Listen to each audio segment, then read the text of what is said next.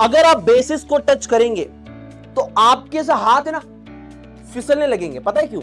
यही रिएक्शन जो आपके पास है ये शॉर्ट टर्म के लिए है, यानी कि अगर आपने शॉर्ट ड्यूरेशन के लिए कार्बन डाइऑक्साइड को लाइम वाटर से पास करा तो ये होगा। तो लाल चींटी ने आपको काटा या मधुमक्खी ने डंक मारा तो इससे आपको बहुत ज्यादा दर्द होता है और इरिटेशन होता है। दैट इज बिकॉज इससे salt plus H2O plus CO2 निकलेगा और CO2 से चीजें फूलती हैं, तो इसका काम है चीजों को फुलाने का। Hey guys, welcome to the largest and the most impactful learning tutoring platform that is Physics Wallah। तो मेरे प्यारे दोस्तों, मैं कामना करता हूं कि आप लोग बहुत ही ज्यादा स्वस्थ, मस्त और बेहतरीन से होंगे। तो दोस्तों, आज के इस पर्टिकुलर लेक्चर के अंदर हम लोग एसिड, बेसिस एंड सॉल्ट्स का फुल चैप्टर का एकदम बढ़िया तरीके से, बेहतरीन तरीके से इन डेप्थ रिवीजन करने जा रहे हैं। आपको बहुत मजा आ जाएगा, ठीक है। लेकिन इसको चालू करने से पहले एक इंपॉर्टेंट बात मैं आपको यहां पर बता दूं। अगर आपको ये चैप्टर बहुत ज्यादा डेप्थ में पढ़ना है तो ये मैंने 6 घंटा 46 मिनट में फिजिक्स वाला फाउंडेशन यूट्यूब चैनल पे पढ़ाया है, जहां पर आपके सारे कंसेप्ट, एनसीईआरटी इन टेक्स्ट और एक्सरसाइज के सवाल, live experiment, NCERT activities, previous year के सवाल, एनसीईआरटी एग्जाम्पलर प्रॉब्लम, सब कुछ कवर किया है, ठीक है।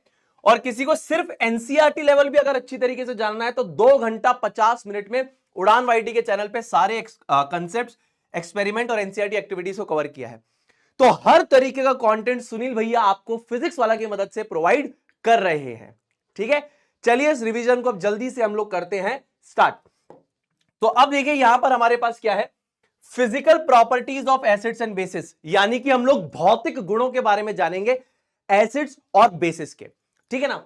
तो यहां पर ये स्टेटमेंट याद रखना, generally acids are sour in test.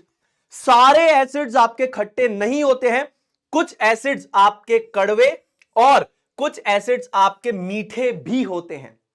ये मैंने आपको क्लासेस में भी बताया है। अगर आपने पहली बार देख रहे हैं तो याद रखिएगा कि सारे एसिड्स खट्टे नहीं है।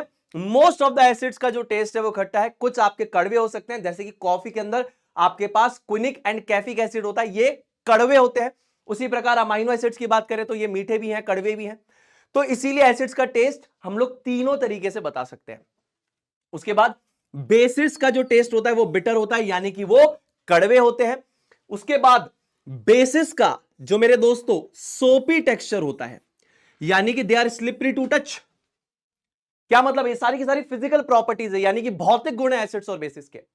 अगर आप बेसिस को टच करेंगे तो आपके से हाथ है ना फिसलने लगेंगे। पता है क्यों? क्योंकि ये एक तरीके से आपकी स्किन के ऊपर सही में सोप बना देते हैं, जिसकी वजह से आपको एक सोपी टेक्सचर आता है। ऐसा फील आता है जैसे हाथ के ऊपर साबुन ले लिया है, ठीक है जी।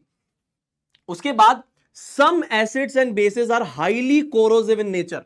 कोरोसिव का मतलब है कि अगर आपकी चमड़ी के कांटेक्ट में आ गए तो उसको जला देंगे, उसको डैमेज कर देंगे, आपको बर्निंग सेंसेशन होगा, ठीक है ना, जलन महसूस होगी।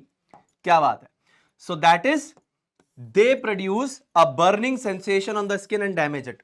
तो प्लीज प्लीज प्लीज आप एसिड्स और बेसिस को ना तो छुएं ना ही टेस्ट करें। भाई साहब प्लीज रिक्वेस्ट कर रहा हूं कि ना तो छूना ना तो टेस्ट करना, ठीक है। उसके बाद acids and bases dissociates into ions in the aqueous solution, that is when they are dissolved in water and hence conducts electricity. यानी कि जब आप एसिड्स और बेसिस को पानी में डिसॉल्व करते हैं, यानी वाटर सॉल्वेंट आपने पानी में डिसॉल्व करा, यानी कि एक्वस सॉल्यूशन बन गया, तो एक्वस सॉल्यूशंस एसिड्स और बेसिस के इलेक्ट्रिसिटी कंडक्ट करते हैं। तो ये कुछ बेसिक आपकी फिजिकल प्रॉपर्टीज हैं जो आपको पता होनी चाहिए। चलिए अब मैं आपको एसिड्स के कुछ प्रकार बताता हूं। तो classification of acids based on the source, यानी कि वो हमें कहां से मिल रहे हैं, उनके सोर्स के बेसिस पे हम यहां पर बात करेंगे। उनके सोर्स के बेसिस पे हम उन्हें क्लासिफाई करेंगे एज ऑर्गेनिक एंड इनऑर्गेनिक। जैसे मान लीजिए अगर वो हमें लिविंग सोर्सेज से मिलते हैं, जैसे कि for example plants and animals से अगर हमें मिलते हैं तो इन्हें हम बोलेंगे ऑर्गेनिक एसिड्स। अगर हमें लिविंग सोर्सेज यानी कि प्लांट्स और एनिमल्स से अगर हमें वो मिल रहे हैं तो इन्हें हम क्या बोलेंगे दोस्तों? Organic acids. अब इनके कुछ एग्जांपल्स हैं, जैसे कि सिट्रस फ्रूट्स। सिट्रस फ्रूट्स कौन से होते हैं? जैसे कि आपका नींबू, जैसे कि आपकी नारंगी एटसेट्रा। इनके अंदर मेजरली जो एसिड्स यहां लिखे, मेजरली ये एसिड्स हैं। क्या इसका मतलब ये है कि इसके अंदर कोई और एसिड नहीं होगा? गलत। मेजरली सिट्रिक एसिड होगा सिट्रस फ्रूट्स में, मेजरली। पर इसका यह मतलब नहीं कि और कोई एसिड नहीं होगा, बिल्कुल होगा। जैसे for example also contains, also contains, also contains, जैसे इनमें विटामिन सी भी होता है। विटामिन सी यानी एस्कॉर्बिक एसिड, सुना होगा आपने कि इनके अंदर क्या होता है, विटामिन सी होता है। तो सिट्रस फ्रूट्स है जैसे फॉर एग्जांपल लेमन और ऑरेंज, इनमें मेजरली सिट्रिक एसिड है, बट अदर एसिड्स भी हो सकते हैं, और ये सेम सब पे अप्लाई होता है। इनमें अदर एसिड जो अवेलेबल है दैट इज विटामिन सी या विटामिन सी एस्कॉर्बिक एसिड, ठीक है। ऐसे टैमरिंड यानी कि इमली, इमली में होता है टार्ट्रिक एसिड। टोमेटो यानी कि टमाटर, इसमें मेजरली होता है ऑक्सैलिक एसिड। विनेगर यानी कि सिरका, सिरका जो है दोस्तों वो क्या है, डाइल्यूटेड फॉर्म है एसिटिक एसिड की, diluted form of acetic acid. यानी फॉर एग्जांपल आपके पास अगर 100 मिलीलीटर सोल्यूशन है विनेगर का, तो उसमें 92 मिलीलीटर तो पानी होगा और 8 मिलीलीटर क्या होगा, एसिटिक एसिड होगा। तो ये जो डाइल्यूटेड फॉर्म है एसिटिक एसिड की, पानी प्लस एसिड को मिक्स करके जो मार्केट में बिकता है दैट इज विनेगर यानी कि सिरका। जी बहुत बढ़िया। नेटल स्टिंग, तो नेटल प्लांट की जो लीफ होती है उस पर काफी तीखे तीखे बाल होते हैं, गलती से अगर हमारे अड़ गए तो हमारे शरीर में फॉर्मिक या फिर मिथेनोइक एसिड को इंजेक्ट कर देते हैं, जिसकी वजह से हमें जलन होती है। जी भैया।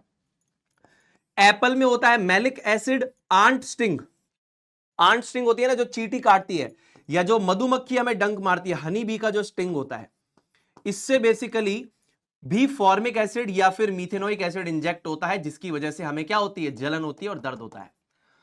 उसके बाद दही में होता है हमारे पास लैक्टिक एसिड। क्या बात है सुनील भैया। तो ऑर्गेनिक एसिड्स हमें कहां से मिल रहे हैं, living sources like plants and animal से मिल रहे हैं। उसी प्रकार अगर मेरे दोस्तों यहां पर मैं बात करता हूं इनऑर्गेनिक या फिर मिनरल एसिड्स की, तो ये हमें कहां से मिलेंगे, जल्दी बताइए कहां से मिलेंगे, नॉन लिविंग सोर्सेज से। क्या बात है, बहुत सही। So these are obtained from non living sources that is rocks and minerals. तो जिंदा चीजों से मिल रहे हैं प्लांट्स और एनिमल से तो ऑर्गेनिक, नॉन लिविंग सोर्सेज से मिल रहे हैं that is rocks and minerals तो इनऑर्गेनिक या mineral acids. For example hydrochloric acid, sulphuric acid, ठीक है ना, nitric acid and many more, जैसे carbonic acid, phosphoric acid. So these are nothing but the examples of inorganic और mineral acids. क्या बात है। आगे चलेंगे और चीजों के बारे में जानेंगे। क्या सुनील भैया मैं टेस्ट करके या टच करके बता सकता हूं कोई चीज एसिड है या बेस है? ऐसा आपको नहीं नहीं नहीं नहीं नहीं करना, समझ गए? ऐसा आपको नहीं नहीं नहीं नहीं नहीं करना। सो टेस्टिंग यानी कि टेस्ट करना एंड टचिंग यानी कि छूकर बताना that a substance is an acid और बेस कैन बी डिजास्टरस, यानी मेरे दोस्त आपके लिए बहुत ज्यादा घातक हो सकता है। क्यों? मैंने आपको बताया था कुछ एसिड्स और बेस हाईली कोरोसिव हैं, वो आपकी स्किन पे एक बर्निंग सेंसेशन प्रोड्यूस कर सकते हैं, उसे जला सकते हैं, उसे परमानेंटली डैमेज कर सकते हैं। तो ये मत करना कि मैं तो टेस्ट कर लूंगा या टच कर लूंगा और उससे बताऊंगा कि कोई चीज एसिड या बेस है। तुम्हारे दिमाग में होगा अगर सोपी टेक्सचर है तो बेस है। मेरे भाई तूने हाथ में लिया या मेरी बहन तूने हाथ में लिया तो ऐसा हो सकता है कि हाथ ही जल जाए। या फिर टेस्ट खट्टा है तो एसिड है, कड़वा है तो बेस है। लेकिन क्या ये रिलायबल ऑप्शन है? पहली बात, अगर तुमने किया और वो कोरोसिव निकला तो तुम्हारी जीभ जल जाएगी। और दूसरी बात, क्या ये रिलायबल ऑप्शन है? अरे रिलायबल ऑप्शन है क्या? मुझे बताओ रिलायबल ऑप्शन है क्या? एसिड्स का टेस्ट तो कड़वा भी है, खट्टा भी है और मीठा भी है। फॉर एग्जाम्पल मैं आपको कॉफी टेस्ट कराता हूं, वो कड़वी है, आप बोलोगे बेसिक है, एक्चुअल में तो एसिडिक है। तो टेस्ट से कभी भी आप नहीं बता सकते कोई चीज एसिड या बेस हो, ठीक है। एसिड्स का जो स्वाद है वो कड़वा भी है, खट्टा भी है और मीठा भी है। सो testing is not a relied option, यानी इस पे हम विश्वास नहीं रख सकते ये बताने के लिए कि सामने वाली चीज एसिड है या बेस है। तो ये दो इंपॉर्टेंट रीजंस बन जाते हैं। तो सुनील भाई फिर कैसे आइडेंटिफाई करूं मैं कोई चीज एसिड है या बेस है? तो मेरे दोस्त हम लोग इंडिकेटर का इस्तेमाल करेंगे। इंडिकेटर ये हमें इंडिकेट करते हुए बताएंगे कि सामने वाली चीज एसिड है या बेस है। ठीक है ना। ये कुछ केमिकल सब्सटेंसेस होते हैं जो अपने रंग में और अपनी स्मेल में परिवर्तन लाके हमें बताते हैं कि सामने वाली चीज एसिड है या बेस है। बहुत बढ़िया, ठीक है। सो सम केमिकल सब्सटेंसेस यानी कि कुछ रासायनिक पदार्थ एक शार्प चेंज लाते हैं अपने रंग में, अपने रंग में परिवर्तन लाएंगे या अपनी स्मेल में परिवर्तन लाएंगे। कहां पर? एसिडिक और बेसिक मीडियम में। और ये सब्सटेंसेस हमारे कहलाते हैं एसिड बेस इंडिकेटर्स। क्या कहलाते हैं? Acid base indicators. अब जैसे ये जो इंडिकेटर्स है रंग में परिवर्तन लाने वाले हैं, ठीक है ना, indicators that show a change in colour, ये चेंज इन कलर वाले इंडिकेटर्स हैं, चेंज इन कलर वाले इंडिकेटर्स हैं ये सारे के सारे। अब उसमें से जो ये सबसे पहले तीन है, दीज आर नेचुरल इंडिकेटर्स। कौन से? नेचुरल, यानी कि नेचर से प्राप्त होने वाले नेचुरल इंडिकेटर्स। और ये दोनों कैसे हैं? ये है सिंथेटिक इंडिकेटर्स, यानी वो जिन्हें हमने बनाया है। कैसे हैं? सिंथेटिक इंडिकेटर्स हैं। समझ में आया? तो सबसे पहला litmus solution, turmeric paste, hydrangea flowers, these are natural indicators जो प्रकृति से प्राप्त हुए। और ये जो दो इंडिकेटर्स हैं, दीज आर बेसिकली सिंथेटिक और मैनमेड इंडिकेटर्स जिन्हें हमने बनाया। क्या बात। अब देखिए दोस्तों, लिटमस का न्यूट्रल सॉल्यूशन में जो कलर होता है उसे बोलते हैं पेल पर्पल। कैसा कलर होता है? पेल पर्पल, या इसे बोलते हैं MAUVE, मॉव कलर होता है। तो लिटमस का पेल पर्पल या मॉव कलर होता है न्यूट्रल सॉल्यूशन में। एसिड्स के अंदर ये हो जाता है लाल और बेसिस में हो जाता है ब्लू। न्यूट्रल में पेल पर्पल, एसिड्स में लाल, बेसिस में ब्लू। टर्मरिक यानी हल्दी का जो पेस्ट है वो आपका एसिड्स यानी कि न्यूट्रल और एसिडिक सॉल्यूशंस में येलो रहता है। न्यूट्रल में और एसिडिक में येलो का येलो ही रहेगा, लेकिन बेसिस में वो ब्रिक रेड हो जाएगा। जैसा ईंट का लाल कलर होता है ना, बिल्कुल वैसा कलर हो जाता है। हाइड्रेंजिया फ्लावर्स, तो मान लीजिए depending on nature of soil flowers change colour. मतलब अब मान लीजिए ये जो हाइड्रेंजिया के फ्लावर्स जिस भी मिट्टी में उग रहे हैं, उस मिट्टी के नेचर के बेसिस पे इसके फूलों में रंग आएगा। जैसे अगर मान लीजिए ये ऐसी मिट्टी में है जिसका जो नेचर है वो न्यूट्रल है, तो नीले कलर के फ्लावर्स होंगे। अगर एसिडिक है तब भी नीले कलर के फ्लावर्स होंगे। लेकिन जिस मिट्टी में उगे हुए हैं अगर वो बेसिक है, तो इसके जो फ्लावर्स होंगे वो कौन से कलर के होंगे? पिंक कलर के फ्लावर्स होंगे। उसी प्रकार अगर हम बात करते हैं फिनोफ्थलीन की, तो ये आपका न्यूट्रल और एसिडिक में कलरलेस रहता है, लेकिन मेरे दोस्त ये आपका बेसिक में पिंक कलर का हो जाता है। मिथाइल ऑरेंज की चर्चा करेंगे तो न्यूट्रल में ऑरेंज रहता है, एसिड्स में क्या हो जाता है? पिंकिश रेड या फिर रेड हो जाता है। कैसा? पिंकिश रेड या फिर रेड। और मेरे दोस्तों बेसिस में हो जाता है येलो। सो मिथाइल ऑरेंज न्यूट्रल में है ऑरेंज, एसिडिक सॉल्यूशंस में है पिंकिश रेड या फिर red, and basically basic solutions में है येलो। तो ये वो इंडिकेटर्स हैं जो आपको रंग में परिवर्तन लाकर बताएंगे कि सामने वाली चीज एसिड है या बेस है।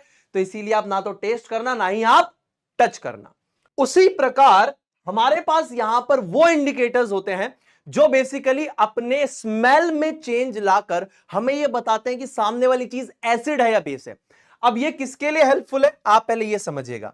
ये हेल्पफुल है विजुअली इंपेयर्ड लोगों के लिए, यानी कि वो लोग जो कि आंखों से देख नहीं सकते हैं उनके लिए बहुत ही ज्यादा हेल्पफुल है। बिकॉज ये जो इंडिकेटर्स हैं अपनी स्मेल में परिवर्तन लाकर ये बताते हैं कि सामने वाली चीज एसिड है या बेस है। इनका नाम भी है, इनको हम बोलते हैं ऑल फैक्ट्री इंडिकेटर्स। तो ऑल फैक्ट्री इंडिकेटर्स, ये जो शब्द है ऑल फैक्ट्री आपको समझ में आ रहा होगा। ऑल फैक्ट्री रिसेप्टर होता है आपके पास जिसकी वजह से आप सूंघ पाते हैं। तो olfactory indicators are helpful for visually impaired people, यानी कि जो देख नहीं सकते। अब देखिए यहां पर हमारे पास तीन ऑल फैक्ट्री इंडिकेटर्स हैं। ओनियन ओडर्ड क्लॉथ स्ट्रिप्स, यानी कि वो आपके पास कपड़े की टुकड़े जिनमें प्याज की स्मेल है। तो आप ये घर पे बना सकते हैं। प्याज के टुकड़े काटिए और साफ कपड़े के टुकड़े काटिए, एक जिपलॉक पैकेट लीजिए, दोनों को रख के बंद कर दिया, फ्रिज में रख दीजिए। अगले दिन सुबह निकालेंगे तो उस कपड़े के टुकड़े में प्याज की स्मेल होगी। तो दो कपड़े के टुकड़े निकालिए, एक को एसिडिक सॉल्यूशन में डुबाइए, एक को बेसिक सॉल्यूशन में डुबाइए, सूंघिए। जिसके अंदर अभी भी जिसको निकालने के बाद प्याज की स्मेल जिसमें से आ रही है, यानी कि आपने एसिड में उसको डुबाया था। लेकिन जिस सोल्यूशन में डुबाने के बाद आपने बाहर निकाला उस कपड़े के टुकड़े को और वहां पर स्मेल उड़ गई, प्याज की स्मेल उड़ गई, तो यानी कि वो बेसिक सोल्यूशन था। उसी प्रकार वनीला एसेंस हो गया, उसी प्रकार क्लोव ऑयल यानी लौंग का तेल हो गया। इनको अगर आप एसिडिक सोल्यूशन में डालेंगे तो इनका स्मेल वैसा का वैसा ही रहेगा, there is no change in the smell. But अगर आप इनको बेसिक सोल्यूशन में डालेंगे तो इनकी जो स्मेल है यानी इनकी जो सुगंध है वो बेसिकली उड़ जाएगी। कामना करता हूं इतनी बात सभी को समझ में आ रही है, क्लियर है सभी को? I hope this is clear to each and every one of you. ठीक है जी सुनील भैया। चलो अब देखिए फटाफट से देखते हैं केमिकल प्रॉपर्टीज ऑफ एसिड्स, यानी कि एसिड्स के रासायनिक गुणों के बारे में चर्चा करते हैं। सबसे पहला, मेटल्स की रिएक्शन डाइल्यूट एसिड्स के साथ, यानी कि धातु की रिएक्शन अम्ल के साथ हम देख रहे हैं। तो जैसे ही हमारे डाइल्यूट एसिड्स मेटल्स के साथ रिएक्ट करते हैं तो वो मेटल के सॉल्ट्स और हाइड्रोजन गैस निकालते हैं। ठीक है ना, मेटल की रिएक्शन जैसे डाइल्यूट एसिड के साथ होगी तो सॉल्ट प्लस हाइड्रोजन गैस निकलेगा। अब हाइड्रोजन गैस जो निकलती है एफरवेसेंस के साथ निकलती है, यानी कि कोई भी गैस जब बबल्स यानी बबूलों के फॉर्मेट में निकलेगी और साथ ही साथ फिजिंग और फोमिंग होगा, यानी कि झाग बनेगा, आवाज निकलेगी, साथ ही साथ झाग बन रहा है, तो इसे बेसिकली हम कहते हैं एफरवेसेंस। यानी कोई भी गैस इवॉल्व हो रही है सॉल्यूशन से in the form of bubbles along with fizzing and foaming, यानी झाग बन रहा है, फिजिंग हो रही है यानी कि आवाज आ रही है, गैस निकल रही है बबल्स के फॉर्मेट में, साथ ही साथ फिजिंग और फोमिंग हो रहा है, तो इसे एफरवेसेंस बोलेंगे। पर क्या सारे मेटल्स डाइल्यूट एसिड के साथ रिएक्ट करके सॉल्ट और हाइड्रोजन देंगे? नहीं, नहीं, ये वही मेटल्स देंगे जिनकी reactivity, metal reactivity is greater than hydrogen of acid. इस रिएक्शन को सिर्फ वो ही मेटल देगा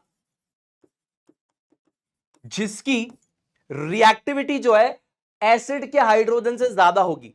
जिसकी रिएक्टिविटी एसिड के हाइड्रोजन से ज्यादा होगी, जैसे फॉर एग्जांपल हमारे पास है जिंक और यहां पर हमारे पास है HCl, तो क्या जिंक की रिएक्टिविटी हाइड्रोजन से ज्यादा है? कुड़ी नाल कार मांगो अल्टो, जिसको फिर लेकर हम, यानी जिंक की रिएक्टिविटी हाइड्रोजन से ज्यादा है तो ये इसको डिस्प्लेस करके बना देगा जिंक का क्लोराइड और साथ में निकलेगी हाइड्रोजन गैस। ठीक है, तो ये हमारे पास किस प्रकार की रिएक्शन होती है मेरे दोस्तों? डिस्प्लेसमेंट रिएक्शन होती है। किस प्रकार की रिएक्शन होती है? डिस्प्लेसमेंट, जहां पर कि एक मोर रिएक्टिव मेटल एक लेस रिएक्टिव नॉन मेटल को डिस्प्लेस करके मेटल का सॉल्ट और हाइड्रोजन गैस बनाता है। अच्छा, अब इसी के अंदर आपसे पूछा जाएगा कि हाइड्रोजन गैस को आइडेंटिफाई करने का टेस्ट बहुत सिंपल है। हाइड्रोजन गैस हाईली कंबस्टिबल है, इजीली आग लग जाती है उसमें। ठीक है ना, तो हाइड्रोजन गैस जैसे ही रिलीज हो रही है, आप जलती हुई माचिस की तीली या कैंडल लेकर जाइए, वो बेसिकली बर्न करेगी स्क्वीकी पॉप साउंड के साथ, यानी कि एक छोटा यहां पर धमाका होगा, एक स्मॉल एक्सप्लोजन होगा। This is a small explosion, एक छोटा धमाका होगा। और अगर हाइड्रोजन का अमाउंट आप बढ़ाते जाएंगे भाई साहब, धमाका उतना ही बड़ा होता जाएगा। ठीक है ना, याद रखिएगा hydrogen gas is combustible but not a supporter of combustion, यानी हाइड्रोजन में आग लग जाती है लेकिन वो चीजों को सपोर्ट नहीं करती जलने में। जैसे अगर आप यहां पर मोमबत्ती ले आए जलती हुई तो वो खुद तो जल जाएगी और मोमबत्ती को बुझा देगी। So it is combustible but not a supporter of combustion. याद रहेगी बात, मैंने क्या बताया? मेटल्स की रिएक्शन डाइल्यूट एसिड के साथ होगी तो सॉल्ट और हाइड्रोजन गैस निकलेगा, लेकिन सिर्फ वही मेटल यहां पे ये रिएक्शन देंगे जिनकी रिएक्टिविटी हाइड्रोजन ऑफ एसिड से ज्यादा है। Type of reaction displacement reaction है, हाइड्रोजन गैस निकलेगी विद एफरवेसेंस, और हाइड्रोजन गैस का जो टेस्ट है, कंफर्मेटरी टेस्ट है, वो ये है कि आप जलती हुई कैंडल इसके पास ले आइए, जोरदार धमाका होगा, स्क्वीकी पॉप ऐसी आवाज निकलेगी और मोमबत्ती बुझ जाएगी। ठीक है जी सुनील भैया। उसके बाद दूसरी रिएक्शन हमारे पास है रिएक्शन ऑफ मेटल कार्बोनेट और metal hydrogen carbonate with acid. तो फॉर एग्जांपल यहां पर मैंने लिया है कैल्शियम कार्बोनेट, तो ये कटायनिक पार्ट है और ये मेरे पास अनायनिक पार्ट है, और एसिड लिया है एसिटिक एसिड या विनेगर, तो ये मेरे पास अनायनिक पार्ट है एसीटेट, और ये मेरे पास कटायनिक पार्ट है हाइड्रोजन। कटायंस और अनायंस का अगर आप एक्सचेंज करेंगे तो यहां क्या बनेगा? यहां बनेगा कैल्शियम का एसीटेट, ये देखिए कैल्शियम एसीटेट, और साथ में क्या बनेगा? ये कटायन और अनायन साथ में आ जाएंगे तो क्या बनेगा? Carbonic acid. कार्बोनिक एसिड क्या करता है? कार्बोनिक एसिड टूट जाता है H2 और CO2 में। फिर से देखिए, कैल्शियम एसीटेट और साथ में कार्बोनिक एसिड टूटता है H2 और CO2 में। तो यहां पर कौन सी गैस निकलती है? कार्बन डाइऑक्साइड गैस निकलती है विद एफरवेसेंस, एफरवेसेंस के साथ, यानी कि बबल्स के फॉर्मेट में निकलेगी along with fizzing and forming. क्या बात है भैया, बहुत बढ़िया। अब इसका कंफर्मेटरी टेस्ट क्या है भैया? आप एक कलरलेस सोल्यूशन लीजिए, colourless solution of lime water, colourless solution, ये क्या है? लाइम वाटर है। क्या है ये? लाइम वाटर है। तो इस colourless solution of lime water से अगर आप कार्बन डाइऑक्साइड गैस को पास कर देंगे तो यहां पे ये जो सोल्यूशन है ये क्या हो जाएगा? मिल्की या फिर टर्बिड हो जाएगा, milky slash turbid due to this. समझ में आया क्या? तो आपका जो कैल्शियम हाइड्रोक्साइड का कलरलेस सोल्यूशन है दैट विल टर्न मिल्की और टर्बिड, यानी कि धुंधला हो जाएगा या दूधिया हो जाएगा just because of the formation of calcium carbonate and यहां पर निकलेगा वाटर। लेकिन ये रिएक्शन जो आपकी है, ये रिएक्शन जो आपके पास है ये शॉर्ट टर्म के लिए है, यानी कि अगर आपने शॉर्ट ड्यूरेशन के लिए कार्बन डाइऑक्साइड को लाइम वाटर से पास करा तो ये होगा। लेकिन अगर आपने लॉन्ग ड्यूरेशन के लिए कार्बन डाइऑक्साइड को पास करा, यानी कि अगर आपने axis of carbon dioxide gas को लाइम वाटर से पास करा, तो axis of carbon dioxide gas को पास कर दिया, तो यानी कि लॉन्ग ड्यूरेशन के लिए आप कार्बन डाइऑक्साइड को इससे पास कर रहे हो तो क्या होगा? तो जब आपने शॉर्ट ड्यूरेशन के लिए पास किया तो कैल्शियम हाइड्रोक्साइड एक्वस और कार्बन डाइऑक्साइड गैस से रिएक्ट करके कैल्शियम कार्बोनेट का ये इनसॉल्युबल सॉलिड बना है, जिसकी वजह से सॉल्यूशन मिल्की या टर्बिड हो गया, साथ में पानी बना। लॉन्ग ड्यूरेशन के लिए जब आप करेंगे तो यहां पर आपको पता है क्या होगा? ये कैल्शियम कार्बोनेट वाटर एंड आप CO2 इसमें और ऐड करते जा रहे हो तो ये कैल्शियम हाइड्रोजन कार्बोनेट का एक कलरलेस सोल्यूशन बना देगा, फिर से कलरलेस सोल्यूशन बन जाएगा कैल्शियम हाइड्रोजन कार्बोनेट का। तो याद रखिएगा this is the confirmatory test for carbon dioxide gas. क्या बात है सुनील भैया? टाइप ऑफ रिएक्शन क्या है? कटायंस एनायंस का एक्सचेंज हो रहा है तो डबल डिस्प्लेसमेंट रिएक्शन है, और डबल डिस्प्लेसमेंट के भी 3 प्रकार होते हैं, जिसमें से एक प्रकार हमारे पास है गैस फॉर्मिंग। तो यहां पर एक गैस का निर्माण हो रहा है, ये देखिए गैस का निर्माण हो रहा है। So that's why it is nothing but an example of a gas forming reaction.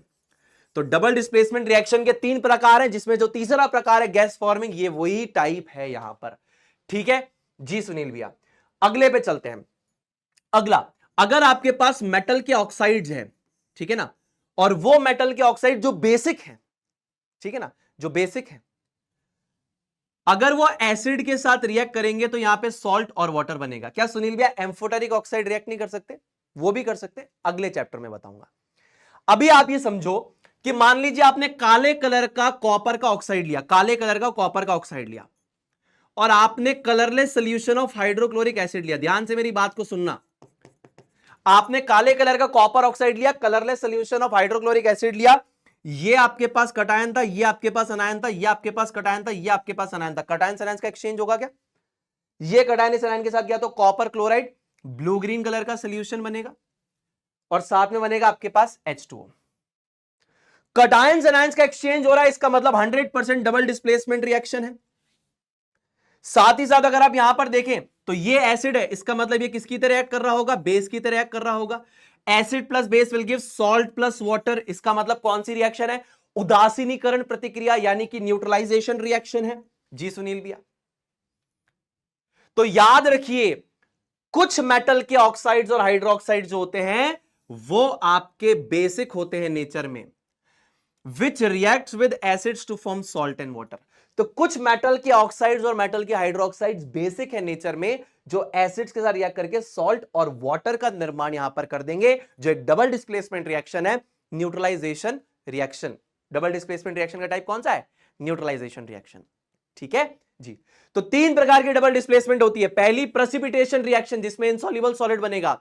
दूसरी acid plus base, acid plus base will give salt plus water, neutralisation reaction. और तीसरी गैस फॉर्मिंग, जिसमें गैस का निर्माण होगा। 3 प्रकार है। अगला, reaction of amphoteric metal with alkali. अच्छा, इसमें एक और चीज आप ऐड कर लीजिए, सब मेटल ऑक्साइड्स, हाइड्रोक्साइड्स एंड यहां पे नीचे इधर आएगा ये एंड अमोनियम हाइड्रोक्साइड। तो कुछ मेटल के ऑक्साइड्स, मेटल के हाइड्रोक्साइड एंड अमोनियम हाइड्रोक्साइड आपके बेसिक इन नेचर में, याद रखिएगा। Reaction of amphoteric metal with alkali. अब देखिए, एम्फोटेरिक मेटल यानी दोगुले मेटल्स जो एसिड और बेस दोनों के साथ रिएक्ट करके सॉल्ट और हाइड्रोजन बनाए, उन्हें बोलते हैं एम्फोटेरिक मेटल। अब एम्फोटेरिक मेटल्स यानी जो दोनों से रिएक्ट करें, एसिड्स और बेसिस से, तो जैसे फॉर एग्जांपल एल्यूमिनियम और जिंक आपके कोर्स में, अभी आप इनको याद रखिए, टिन है, एल्यूमिनियम है, बेरिलियम है, लेड है, जिंक है, ये एम्फोटेरिक मेटल्स है, और भी बहुत है। तो ये क्या करते हैं, एसिड्स और बेस दोनों के साथ रिएक्ट करके सॉल्ट और हाइड्रोजन बनाते हैं। तो amphoteric metals like aluminium and zinc reacts with water soluble basis, यानी पानी में घुलने वाले बेसिस जैसे एल्कली के साथ रिएक्ट करेंगे तो सॉल्ट और हाइड्रोजन गैस का निर्माण कर देंगे। जैसे कि फॉर एग्जांपल सोडियम हाइड्रोक्साइड क्या है, this is a water soluble base, यानी पानी में घुलने वाला क्षार है। तो जो भी पानी में घुलने वाले क्षार होते हैं उन्हें हम बोलते हैं एल्कली। और जिंक क्या है, मेरा एम्फोटेरिक मेटल है। तो ये मेरा एम्फोटेरिक मेटल जैसे ही मेरे वाटर सॉल्युबल बेस से रिएक्ट कर रहा है, ये बना रहा है यहां पे सॉल्ट, और साथ ही साथ बन रही है यहां पर क्या, हाइड्रोजन गैस। ठीक है, तो sodium hydroxide plus zinc will give sodium zincate plus hydrogen gas. अब जो बच्चे मेरे से वॉरियर में या चलो पेड बैच में पढ़े, उन्हें पता है कि मैंने सोडियम जिंकेट का एक और फॉर्मूला भी लिखाया था, बिकॉज इस रिएक्शन में mixture of zincate and aluminate ions बनते हैं। अगर एल्यूमिनियम का इस्तेमाल कर रहे हैं तो mixture of aluminate ions, zinc का इस्तेमाल कर रहे हैं तो मिक्सचर ऑफ जिंकेट आयंस। तो ये रिएक्शन काफी कॉम्प्लेक्स होती है, सिंप्लीफाइड फॉर्मेट में आप ऐसे लिखते हैं, कोई दिक्कत नहीं है। ठीक है जी सुनील भैया। उसके बाद अगर आपकी नॉन मेटल की ऑक्साइड्स की रिएक्शन में बेस के साथ करा दूं, जैसे अभी हमने कराया था colourless solution of calcium hydroxide की रिएक्शन कार्बन डाइऑक्साइड गैस से कराई, तो उन्होंने क्या बनाया, CaCO3 का व्हाइट इनसॉल्युबल सॉलिड बनाया और साथ में पानी बनाया। थोड़ा सा ध्यान से ऑब्जर्व करो, तो ये बेस, ये सॉल्ट और वाटर, तो ये किसकी तरह कर रही होंगी, एसिड की तरह। तो कुछ नॉन मेटल के ऑक्साइड्स आपके एसिड की तरह बिहेव करते हैं, सारे नहीं, कुछ बिहेव करते हैं। ठीक है ना। उसी प्रकार देखिए SO3 NaOH के साथ रिएक्ट करके क्या बना रही है, Na2SO4 और वाटर। समझ में आ रही बात जी सुनील भैया। तो some non metallic oxides are acidic in nature, like carbon dioxide acidic है, सल्फर डाइऑक्साइड एसिडिक है, NO2 आपकी एसिडिक है, which reacts with bases to form salt and water. तो कुछ नॉन मेटल के जो ऑक्साइड्स है, देखिए नॉन मेटल का ऑक्साइड है CO2, नॉन मेटल का ऑक्साइड SO3, ये एसिड्स की तरह बिहेव करते हैं और बेसिस से रिएक्ट करके सॉल्ट और वाटर का निर्माण करते हैं। ये किस प्रकार की रिएक्शन है, न्यूट्रलाइजेशन रिएक्शन है। न्यूट्रलाइजेशन रिएक्शन किसका प्रकार होती है, डबल डिस्प्लेसमेंट का। तुमको एक रिएक्शन को देख के मजा आ रहा होगा, कौन सी, ये वाली रिएक्शन जो है, ये तुम्हारी न्यूट्रलाइजेशन रिएक्शन भी है और ये तुम्हारी प्रेसिपिटेशन भी है, क्योंकि यहां पे एक इनसॉल्युबल सॉलिड का निर्माण हो रहा है। So that is nothing but an example of precipitation reaction as well. तो ये जो पहले वाली रिएक्शन तुम्हारे पास है, यहां पर ये प्रेसिपिटेशन भी है और न्यूट्रलाइजेशन भी है। ठीक है, कामना करता हूं समझ में आ गई होगी बात। चलिए अब फटाफट से देखेंगे role of water in the dissociation of acids. क्या रोल है यहां पर पानी का एसिड्स के डिसोसिएशन में, बहुत इंपॉर्टेंट रोल है। बिना पानी के एसिड्स अपना एसिडिक चरित्र नहीं दिखाते। तुम्हारे कोर्स के हिसाब से बिल्कुल सत्य बात है, बिना पानी के एसिड्स अपना एसिडिक चरित्र नहीं दिखाते। प्रूव करते हैं। तुम एक टेस्ट ट्यूब के अंदर सोडियम क्लोराइड ले लो और उसके अंदर ऊपर से कॉन्सेंट्रेटेड सल्फ्यूरिक एसिड को डालो, और यहां पर टेम्परेचर जो होगा that is lesser than 200 degree Celsius. ठीक है ना, temperature is lesser than 200 degree Celsius, greater than लिख दिया था गलती से, लेसर देन 200 डिग्री सेल्सियस। तो अगर जो तापमान है 200 डिग्री सेल्सियस से क्या होगा, कम होगा, तो यहां पर बनेगा सोडियम हाइड्रोजन सल्फेट और साथ में बनेगी हाइड्रोजन क्लोराइड गैस। क्या बोल रहा हूं, सोडियम क्लोराइड तुमने सॉल्ट लिया, कॉन्सेंट्रेटेड सल्फ्यूरिक एसिड डाला, तो यहां पर बनेगा NaHSO4 और साथ में बनेगी HCl। क्या बनेगी, NaHSO4 और साथ में बनेगी HCl गैस। अब ये जो HCl गैस यहां पर बन रही है, इसके पास में तुम ड्राई ब्लू लिटमस पेपर लेकर जाओ, सूखा लिटमस पेपर लेकर जाओ नीले कलर का, तो आपको समझ में आएगा कि इसने रंग में कोई परिवर्तन नहीं आया। ये जो हाइड्रोजन क्लोराइड गैस निकल रही है, आप सूखा नीले कलर का लिटमस पेपर लेकर जाइए, इसके रंग में कोई परिवर्तन नहीं आएगा। लेकिन अगर आप गीला लिटमस पेपर लेकर जाएंगे तो यहां पर इसका जो कलर है लाल हो जाएगा। अब ऐसा क्यों हुआ? क्योंकि जैसे ही आपकी गैस को वाटर मिला, जैसे ही आपकी जो गैस है, आपकी जो गैस है उसको जैसे ही यहां पर पानी मिला, मॉइस्ट का मतलब क्या है, इसके अंदर पानी है, पानी मिला तो एसिड ने अपना H+ रिलीज करा और वो H+ इस H2O पे अटैच हो जाता है और बन जाता है H3O+ और साथ में बनता है Cl1-। इस H3O+ का अपन ऐसे भी लिख सकते हैं और H+ एक्वस। तो जैसे ही इस HCl को यहां पर पानी मिला, यानी इस HCl गैस को जैसे ही यहां पानी मिला, इसने H+ को डोनेट कर दिया पानी के अंदर, बन गया H3O+ और साथ में निकला Cl1-। तो एसिड्स का जो एसिडिक चरित्र है वो पानी में बाहर आता है, एंड वो जो चरित्र है हाइड्रोनियम आयंस यानी H+ एक्वस या H3O+ आयंस की वजह से है। So acid show their acidic character due to the hydronium ions, that is H+ aqueous और H3O+, which are produced in the aqueous solutions। यानी कि जब हमारा पानी सॉल्वेंट होगा तभी भैया हमारा एसिड इस पर्टिकुलर आयन का निर्माण करेगा। क्या बात है, बहुत बढ़िया। लेकिन इसको वेरीफाई करने के लिए कभी कभी क्या होता है मेरे दोस्तों, कि हम चाहते हैं कि हमारी जो गैस आ रही है बिल्कुल सूखी गैस आए। समझ रहे हो? सूखी गैस पे हम ये टेस्ट करना चाहते हैं। कभी ऐसा हो सकता है कि जब आप यहां से ड्राई HCl गैस आ रही है लेकिन एटमॉस्फेयर में बहुत ज्यादा नमी है और उसको पानी मिल चुका है, ठीक है ना, तो वो तो अपना एसिडिक कैरेक्टर शो करेगी। अब तुम सूखा लिटमस पेपर लेकर खड़े हो, तुम्हारा रंग बदल गया, तो तुम तो कहोगे सुनील भैया जो गैसेस होती हैं वो भी एसिडिक बिहेवियर शो करती है, यानी यहां पे पानी की जरूरत नहीं है। लेकिन ये गलत है। तो इसीलिए एटमॉस्फेयर में जो नमी हो सकती है उसकी वजह से हमारा जो एक्सपेरिमेंट का रिजल्ट है वो खराब हो सकता है, गलत हो सकता है। सो टू मेक श्योर कि जो गैस आ रही है पूरी तरीके से सूखी आ रही है, हम लोग क्या करते हैं, गार्ड ट्यूब लेकर चलते हैं, guard tube containing calcium chloride. अब गार्ड ट्यूब क्या होती है? गार्ड ट्यूब का मतलब होता है ड्राइंग ट्यूब। क्या होती है? Drawing tube is nothing but your guard tube. तो इसमें क्या होता है, एक तरफ से आपकी मान लीजिए मॉइस्ट HCl आएगी, तो इधर से क्या जाएगी, ड्राई HCl गैस जाएगी। यानी एक तरीके से गैस को सिर्फ सुखाने का काम करता है। ऐसा हो सकता है कि एटमॉस्फेयर की नमी की वजह से वो जो आपकी HCl गैस आ रही है उसके साथ पानी भी आ जाए और वहां पर वो एसिडिक बिहेव कर सकती है। तो हम तो यही कहेंगे कि जो पानी है, क्योंकि हमने तो लिटमस पेपर सूखा होल्ड किया हुआ था और सूखे लिटमस पेपर का कलर चेंज हो गया, तो हम तो कहेंगे बिना पानी के भी ये एसिडिक नेचर शो कर रहे हैं। लेकिन एक्चुअल में हुआ क्या कि नमी ने वहां पर पानी के काम को पूरा किया। नमी is what? Water vapour, gases form of water. तो इसीलिए हमारे एक्सपेरिमेंट के रिजल्ट को बिल्कुल एक्यूरेट ऑब्जर्व करने के लिए हम इस गैस को सूखा ही निकालना चाहते हैं। यहां पर दोनों तरफ से जो गैस आए सूखी आए। सूखी गैस आई, dry blue litmus paper, no colour change. सूखी गैस आई, गीला लिटमस पेपर, कलर में आया चेंज, ब्लू लिटमस लाल हो गया। इससे वेरीफाई हो गया कि एसिड्स अपना एसिडिक कैरेक्टर पानी में शो करते हैं। तो गैस को सुखाने के लिए हम किस चीज का इस्तेमाल करते हैं? एनहाइड्रस कैल्शियम क्लोराइड का इस्तेमाल करते हैं, जो हमारा ड्राइंग एजेंट की तरह काम करता है, जिसे हम डेसिकेंट भी बोलते हैं, जिसका काम क्या है, मॉइस्चर को एब्जॉर्ब करना है। ठीक है ना? So during the humid climate, यानी जिस क्लाइमेट में नमी है, hydrogen chloride gas is first pass through a guard tube, यानी कि ड्राइंग ट्यूब, जिसके अंदर एक ड्राइंग एजेंट है जिसका काम है सुखाना।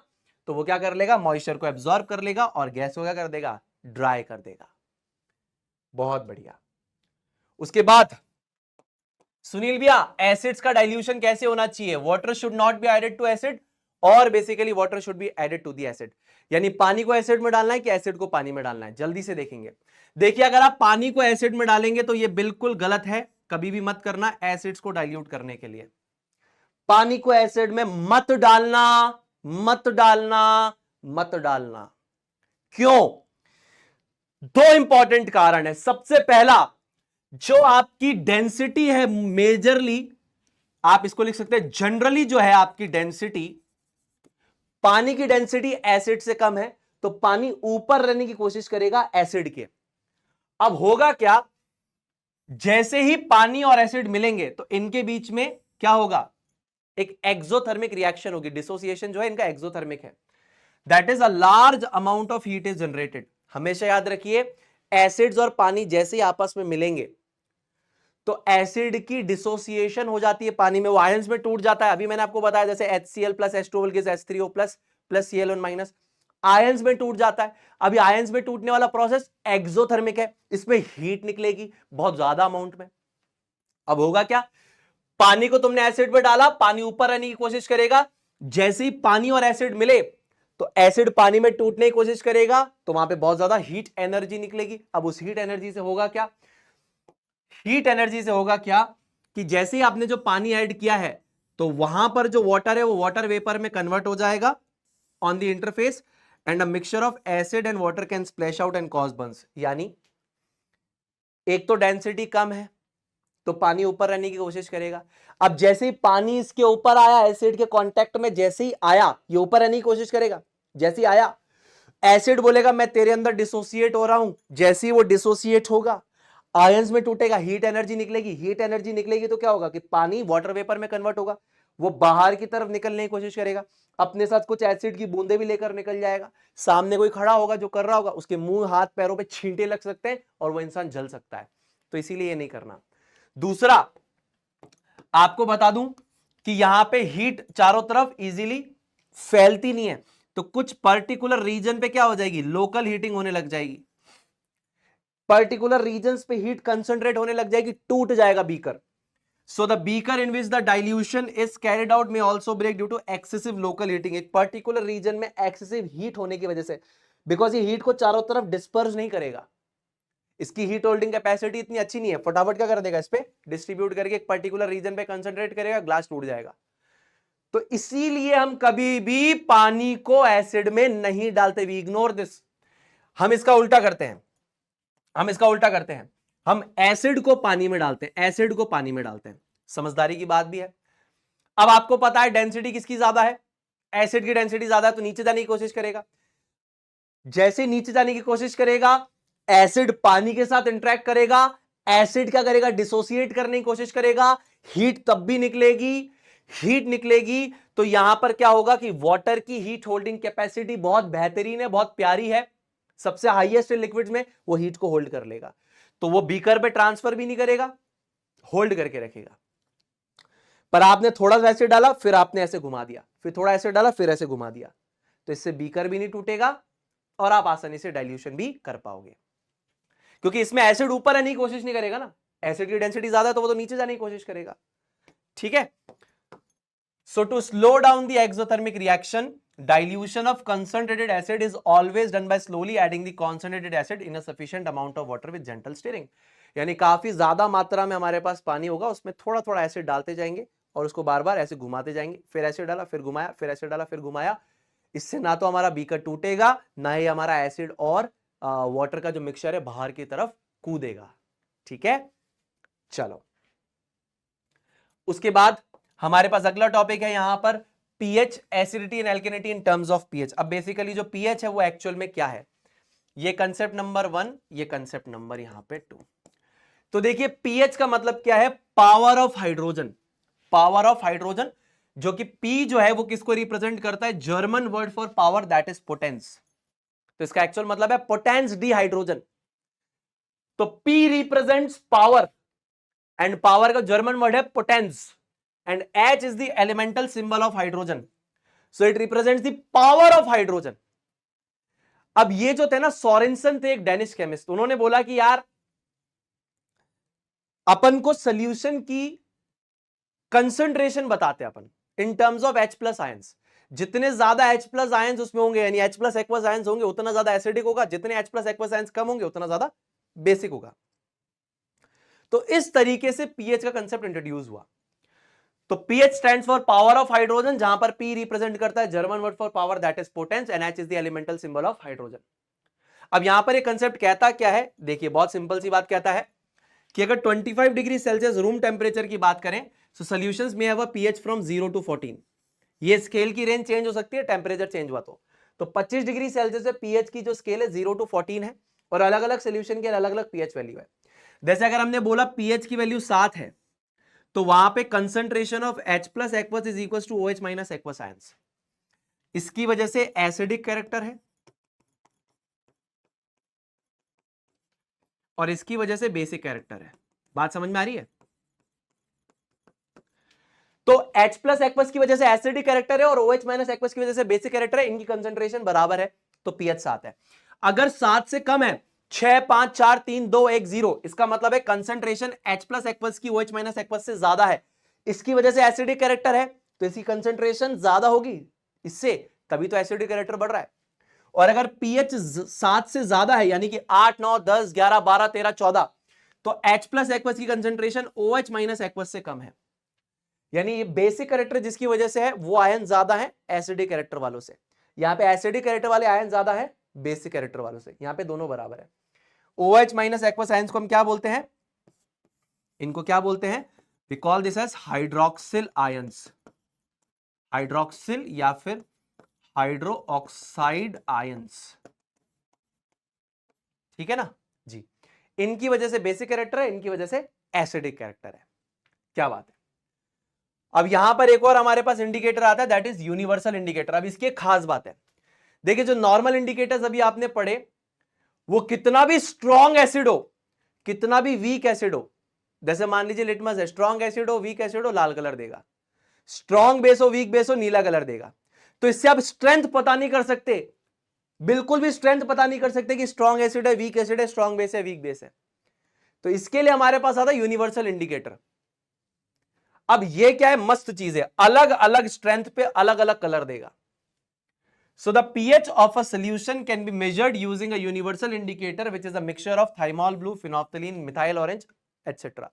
बहुत सारे इंडिकेटर्स का मिक्सचर होता है यूनिवर्सल इंडिकेटर, और ये अलग अलग कलर देता है अलग अलग H plus aqueous ion concentration पे। जैसे 7 न्यूट्रल है तो यहां पे ग्रीन कलर देगा, 7 से इधर जाओगे तो बेसिक कैरेक्टर बढ़ेगा, 7 से इस तरफ जाओगे तो एसिडिक कैरेक्टर बढ़ेगा। सब पे अलग अलग कलर दे रहा है। ठीक है ना। इसको याद करने का तरीका भी आपको बताता हूं। विबग्योर में जो आप याद करते हैं ना ब्लू, वहां से याद कीजिए, blue, green, yellow, orange, red. तो डार्क ब्लू, फिर आपने रखा यहां पर ब्लू, फिर आपने रखा यहां पे green, blue, green, yellow, orange, red. Blue, green, yellow, orange, red, ये हो गया डार्क ब्लू। तो जितना ज्यादा डार्क ब्लू कलर आएगा उतना ही ज्यादा कोई चीज क्या होगी, बेसिक होगी। जैसे सोडियम हाइड्रोक्साइड सोल्यूशन का जो पीएच है लगभग 14 होता है, तो जितना ज्यादा बेसिक उतना ज्यादा dark blue colour.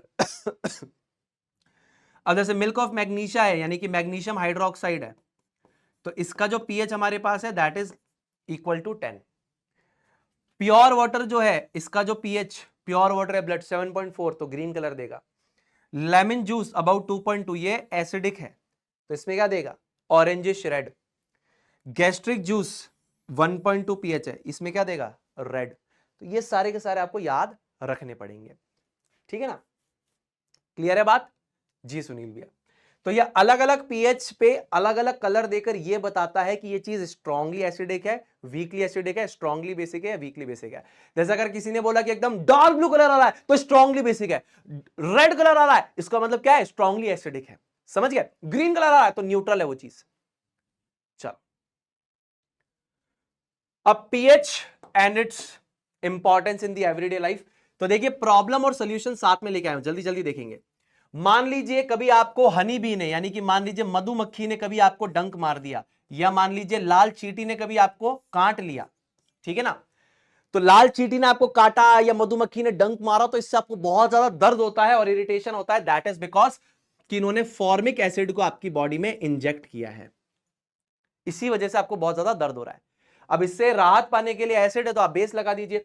So to nullify its effect and provide relief, a solution of mild base like baking soda should be applied. आपको बेकिंग सोडा का सोल्यूशन फटाफट से लगा देना चाहिए, जिससे आपको बढ़िया से राहत मिल जाएगी। ठीक है, क्लियर है बात जी। उसके बाद आगे देखेंगे प्रॉब्लम 2 हमारे पास। नेटल प्लांट की जो लीव्स होती है उसमें स्टिंगिंग हेयर होते हैं, जो आपके शरीर में या हाथ पैरों में जहां पर भी आपने उसको टच किया, गलती से आपको पत्ती चुभ गई, तो वो आपके उसमें बॉडी में फॉर्मिक एसिड को इंजेक्ट कर देगी।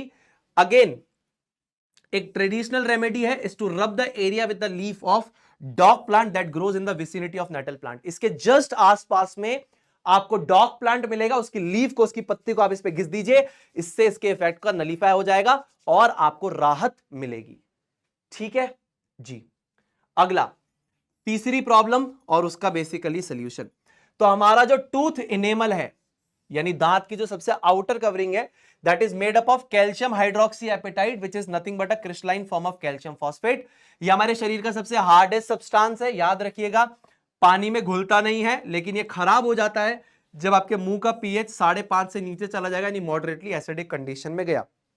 दांत की सबसे आउटर कवरिंग है टूथ इनेमल, सबसे हार्डेस्ट पार्ट है ह्यूमन बॉडी का, पानी में इनसॉल्युबल होता है, ऐसा टिश्यू है जो रीग्रो नहीं करता है, एंड ये क्या है, कैल्शियम हाइड्रोक्सी एपेटाइट का बना है, that is nothing but a form of calcium phosphate. अगर आपके मुंह का जो पीएच है वो मॉडरेटली एसिडिक हो गया, यानी कि 5.5 से नीचे चला गया, तो फिर आपका टूथ इनेमल सड़ सकता है, खराब हो सकता है, डीमिनरलाइज हो सकता है, जिसे हम कैविटी लगना कहते हैं या दांतों का सड़ना कहते हैं। अब इसे बचाने के लिए क्या करना है? देखिए एक्चुअल में ऐसा होता है कि आपके मुंह में जो बैक्टीरिया है, अगर आप मान लीजिए कुछ खाते पीते हैं और आप कुल्ला नहीं कर रहे, ब्रश नहीं कर रहे, तो जो बचा हुआ खाना पीना है, बैक्टीरिया उसको खाते हैं, खाने के बाद ग्रो करते हैं, रिप्रोड्यूस करते हैं और वहीं पे एक्सक्रीट करते हैं।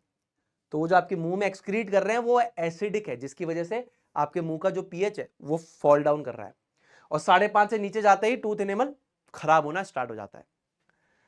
तो देखिए एक तरीका तो यह है कि जो आपकी थूक है वो बेसिक होती है तो आपको बचाती है वो, लेकिन वो बहुत ज्यादा एसिडिक कंडीशन में नहीं बचा पाएगी, तो इसके लिए आपको क्या करना है, ब्रश करना है। So the best way to prevent the tooth decay is to clean the teeth with a basic substance like toothpaste that neutralizes the effect of excess acid produced in the mouth। तो इस चीज के effect को neutralise करने के लिए हमें toothpaste का इस्तेमाल करना चाहिए, जो कि बेसिक है नेचर में, और वो इस एसिड को न्यूट्रलाइज कर देगी। बहुत बढ़िया। अगला चौथी प्रॉब्लम और उसका सोल्यूशन सिंपल है। अगर आपने ज्यादा खा लिया है, या आपने बहुत ज्यादा तीखा खा लिया है, या आपने बहुत ज्यादा कैफिनेटेड ड्रिंक्स को पी लिया है, बहुत ज्यादा खा लिया, या बहुत ज्यादा स्पाइसी खा लिया है, या बहुत ज्यादा कैफिनेटेड ड्रिंक्स अगर आपने पी ली है, तो आपका जो पेट है, the stomach produces more amount of hydrochloric acid than required which starts to move upward in the oesophagus. आपने ज्यादा खा लिया, ज्यादा तीखा खा लिया, ज्यादा कैफिनेटेड ड्रिंक्स पी ली, तो गैस्ट्रिक जूस ज्यादा प्रोड्यूस हो जाता है, वो ऐसे रिवर्स ईसोफेगस में मूव करने लगता है। अब गैस्ट्रिक जूस में कॉन्सेंट्रेटेड हाइड्रोक्लोरिक एसिड होता है, तो वो भी ऐसे ऊपर की तरफ आ रहा है। इसकी वजह से आपको इस एरिया में बर्निंग का सेंसेशन आने लग जाता है, दर्द होने लग जाता है, इरिटेशन होने लग जाती है, और इसे हम एसिडिटी या बेसिकली एसिड रिफ्लक्स भी कहते हैं। समझ में आया? क्या बोलते हैं, एसिडिटी या फिर एसिड रिफ्लक्स। इससे राहत पानी है तो आपको antacids like milk of magnesia ले लेना चाहिए। तो मिल्क ऑफ मैग्नीशिया यानी कि जो एंटा एसिड है, मैग्नीशियम हाइड्रोक्साइड, इसका सेवन करने से ये हमें एसिडिटी से छुटकारा दिलाता है। आप कोल्ड मिल्क को भी पी सकते हैं, cold milk can also be taken. आप ठंडा दूध भी पी सकते हैं, क्योंकि ठंडा दूध जो होता है बेटा, वो भी आपका क्या होता है, एक एंटा एसिड होता है। ठीक है ना, क्योंकि स्लाइटली एल्कलाइन है, तो ये आपको एसिडिटी से बचाता है। चलिए उसके बाद अगले कंसेप्ट पे चलते हैं, फटाफट से देखते हैं। So what is a strong acid और बेस और वीक एसिड और बेस? बहुत सिंपल सी बात है, स्ट्रॉन्ग एसिड और स्ट्रॉन्ग बेस क्या होता है? स्ट्रॉन्ग एसिड या स्ट्रॉन्ग बेस हम उसको बोलते हैं जो कंप्लीटली आयंस में डिसोसिएट कर जाता है। जैसे मान लीजिए अगर मेरे पास HCl है और उसको मैंने पानी में डिसॉल्व किया, HCl एक्वस, तो पूरी तरीके से पानी में टूट जाएगा, that is H plus aqueous और Cl1 माइनस एक्वस। और इसके डिसोसिएशन में ये कंप्लीट एरो आता है, ऐसा वाला।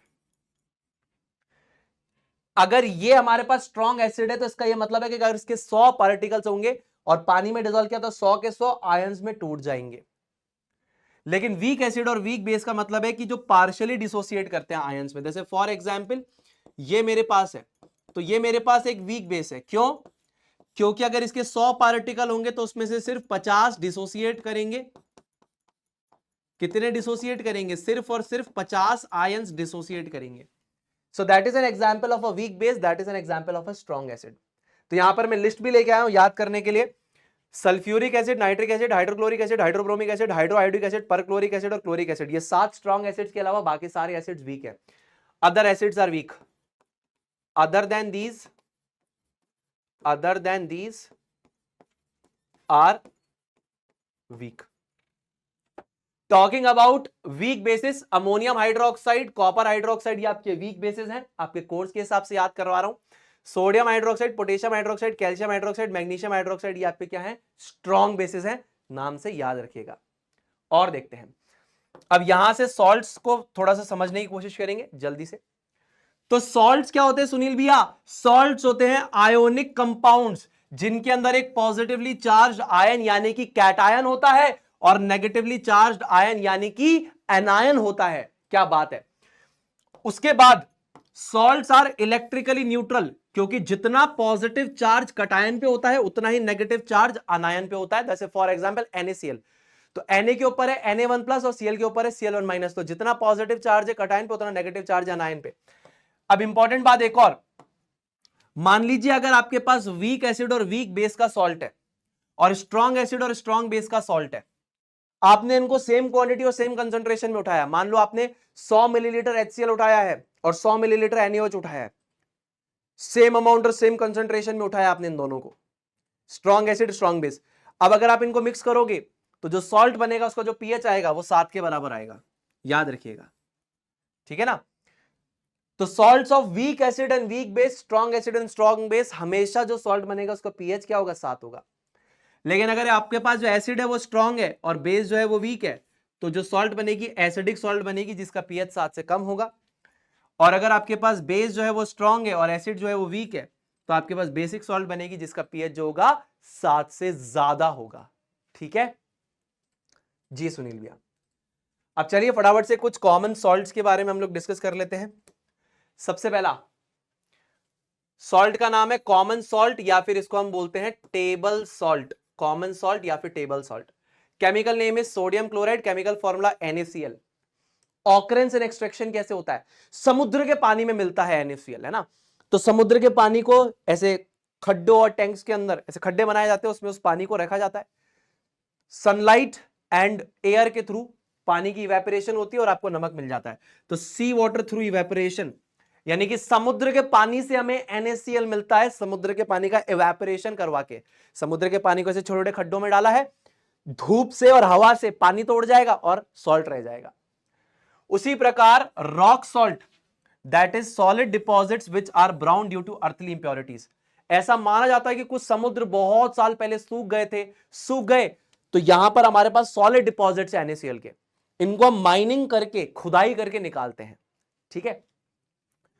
अब उसी प्रकार NaCl के यूजेस क्या है? It is an essential constituent of our diet. क्यों? क्योंकि ट्रांसपोर्टेशन ऑफ न्यूट्रिएंट्स के लिए और बॉडी के ब्लड प्रेशर को मेंटेन करने के लिए इंपॉर्टेंट है.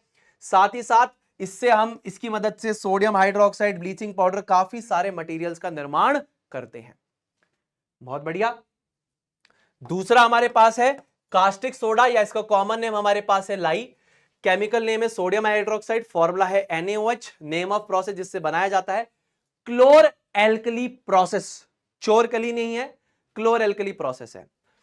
अब क्लोर एल्कली प्रोसेस के अंदर होता क्या है कि आप कंसंट्रेटेड ब्राइन सॉल्यूशन यानी कि सोडियम क्लोराइड को आपने पानी में डिसॉल्व करवा दिया है, उस सॉल्यूशन को यहां से पास करते हैं. अब सोडियम क्लोराइड को अगर पानी में डिसॉल्व कर दिया है तो वो आयंस में टूटेगा, Na1+ एंड Cl1- आयंस में टूटेगा. तो वो यहां पर आपने एंटर करवाया है और यहां पर जो इलेक्ट्रोड है that is connected to the positive terminal, यानी कि ये जो इलेक्ट्रोड है हमारे पास दैट इज एनोड एंड ये नेगेटिव टर्मिनल से कनेक्टेड है, so that is nothing but your cathode. ठीक है. अब Na1+ और Cl1- आयंस यहां पर है, ये पॉजिटिवली चार्ज है. आयंस क्या है हमारे पास? नेगेटिवली चार्ज है. तो जो नेगेटिवली चार्ज आयंस है Cl1- के, वो बेसिकली क्या करेंगे? वो बेसिकली क्या करेंगे? इस पॉजिटिवली चार्ज इलेक्ट्रोड की तरफ अट्रैक्ट होंगे, है ना. तो दो Cl के जो अनायंस हैं वो वहां पर क्या करेंगे? 2 इलेक्ट्रॉन्स देंगे एंड क्लोरीन गैस का निर्माण करेंगे. एक्चुअल में होता क्या है कि एक Cl1- का आयन है तो ये बनाएगा Cl+ इलेक्ट्रॉन, एक और गया तो ये बनाएगा Cl प्लस इलेक्ट्रॉन, तो ये दोनों कंबाइन कर जाते हैं तो बन जाता है क्लोरीन मॉलिक्यूल और साथ में 2 इलेक्ट्रॉन। तो ये ओवरऑल रिएक्शन है कि इसके पास एक इलेक्ट्रॉन एक्स्ट्रा था, इसने एक इलेक्ट्रॉन दान करके क्या बनाया, नेसेंट क्लोरीन, अकेला क्लोरीन। एक और क्लोराइड का नाम था, उसके पास इलेक्ट्रॉन एक्स्ट्रा था, उसने भी अपना इलेक्ट्रॉन दान करके बनाया नेसेंट क्लोरीन। ये आपस में कंबाइन करके बनाते हैं क्लोरीन मॉलिक्यूल। तो यहां पर क्या निकलती है, यहां पर आपको मिलती है क्लोरीन गैस। क्या मिलती है, you will get chlorine gas. अब इधर से आयन एक्सचेंज मेम्ब्रेन लगी है तो सिर्फ Na1+ के आयंस यहां से पास करके जाएंगे, Na1+ के आयंस यहां से पास करके इधर जाएंगे। अच्छा, इधर से आ रहा है हमारे पास वाटर। अब वाटर जो है वो बेसिकली वो भी टूटता है आयंस के अंदर, वो टूटता है H+ और OH- आयंस के अंदर। तो इधर से हमने पानी डाला हुआ है, पानी के आयन से H+ और OH-, और इधर से आ रहा है Na1+। अब यहां पे कैथोड पे दोनों में से कौन जाएगा, H+ जाएगा कि Na1+ जाएगा, तो हमेशा याद रखना H+ जाएगा, ठीक है ना, H+ जाएगा। तो यहां से ये आपका H+ क्या करेगा, 2H+ + 2 electron will give hydrogen gas. यानी कि एक H+ जाएगा, एक इलेक्ट्रॉन एक्सेप्ट करेगा जो यहां से आ रहा है, ये आ रहा है यहां से, ये इलेक्ट्रॉन को एक्सेप्ट करेगा। एक और H+ जाएगा, वो एक और इलेक्ट्रॉन एक्सेप्ट करेगा, दो नेसेंट हाइड्रोजन बनेंगे, कंबाइन करके क्या बना लेंगे, हाइड्रोजन गैस का निर्माण यहां पर कर लेंगे। तो यहां पे कौन सी गैस बनेगी, यहां पर हमारे पास बन जाएगी हाइड्रोजन गैस। तो कैथोड पे हमारे पास हाइड्रोजन गैस, एनोड पे क्लोरीन गैस, और यहां पे अदर आयन कौन से हैं, Na1+ और OH1- बच गए, जिसकी वजह से NaOH बन गया।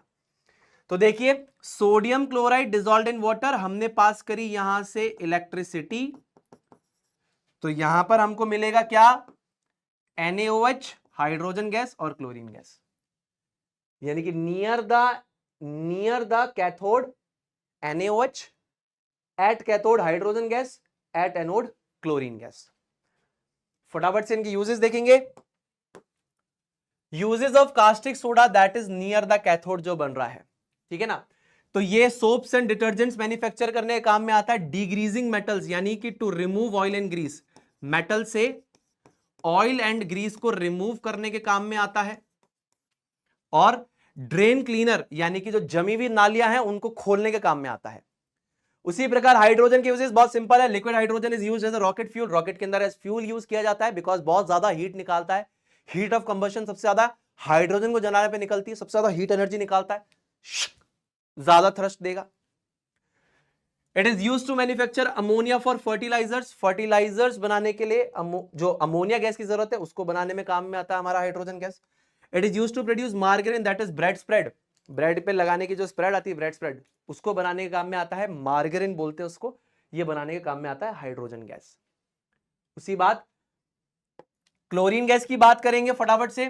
तो ये हमारे पास एनोड के ऊपर है, इससे हम बनाते हैं pesticides in PVC, that is polyvinyl chloride, और पेस्ट को मारने काम में आता है। It is used to manufacture chlorofluorocarbons for refrigerators, chlorofluorocarbons refrigerator में कूलिंग का इस्तेमाल के लिए यूज किए जाते थे, उसके लिए यूज किया जाता था ये बनाने के लिए। डिसइंफेक्टेंट इन दी स्विमिंग पूल, डिसइंफेक्टेंट का मतलब है किल दी जर्म्स, कीटाणु को मारने वाला, ऑन नॉन लिविंग सरफेस। तो ये नॉन लिविंग सरफेसेस पे कीटाणुओं को मार देता था, इसीलिए इसको डिसइंफेक्टेंट बोलते हैं।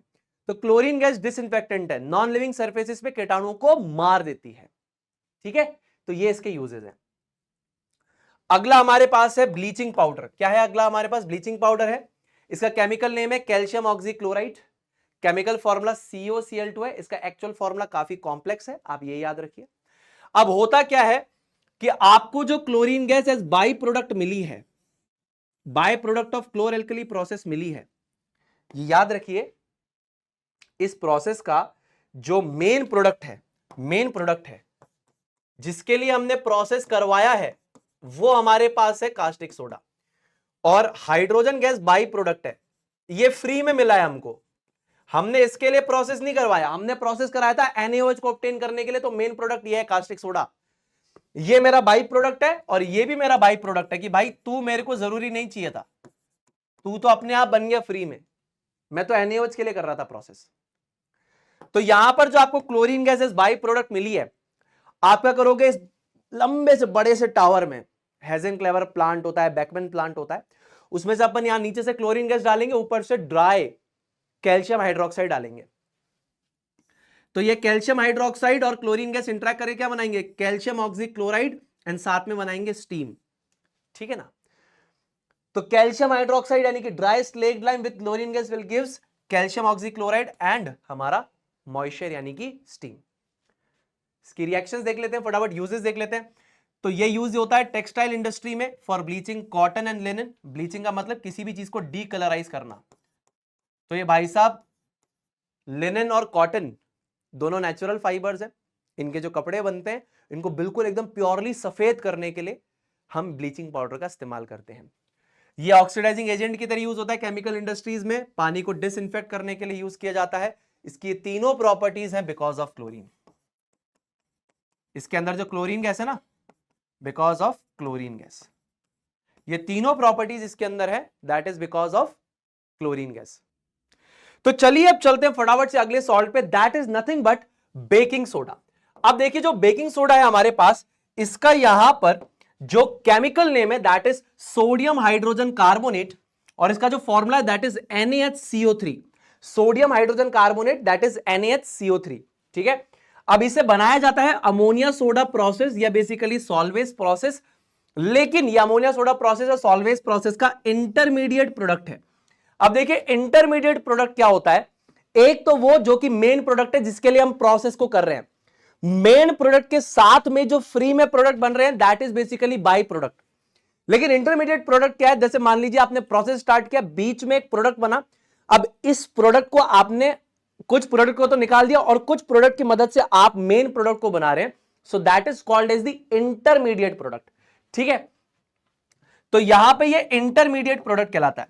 तो हम सबसे पहले क्या करेंगे, हम लोग बनाएंगे ब्राइन सोल्यूशन को, यानी कि सोडियम क्लोराइड को पानी में डिसॉल्व कराएंगे तो बन गया ब्राइन सोल्यूशन। इसको पास करेंगे, उसके बाद हम लोग किसमें, अमोनिया टावर में पास करेंगे तो बनेगा अमोनिएटेड ब्राइन। उसके बाद इसको पास करेंगे कार्बोनेटिंग टावर के अंदर से तो ये बन जाएगा कार्बोनेटेड ब्राइन, और इससे बनेगा हमारे पास सोडियम हाइड्रोजन कार्बोनेट और अमोनियम क्लोराइड। अब सोडियम हाइड्रोजन कार्बोनेट को अपन ने बाहर निकाल लिया, तो यहां पर ये प्रोडक्ट है, अब इससे कुछ प्रोडक्ट को हमने बाहर निकाल के यूज करेंगे, है ना। तो ये तो बेकिंग सोडा हमारे पास आ गया। अब बाकी का जो हमारे पास बेकिंग सोडा है यानी कि NaHCO3 है, उस बचे हुए NaHCO3 से हम पता है क्या करेंगे, यहां पर सोडियम कार्बोनेट को बनाएंगे। तो ये मेन प्रोडक्ट है हमारे पास सॉल्वेज प्रोसेस का। चलिए, तो अब ये जो हमारे पास बेकिंग सोडा होता है, इसके क्या क्या यूजेस है। So it is an active ingredient of the anti acid medicine. जो एंटी एसिड मेडिसिन आपको मिलती है एसिडिटी से राहत पहुंचाने के लिए, उसके अंदर बेकिंग सोडा होता है।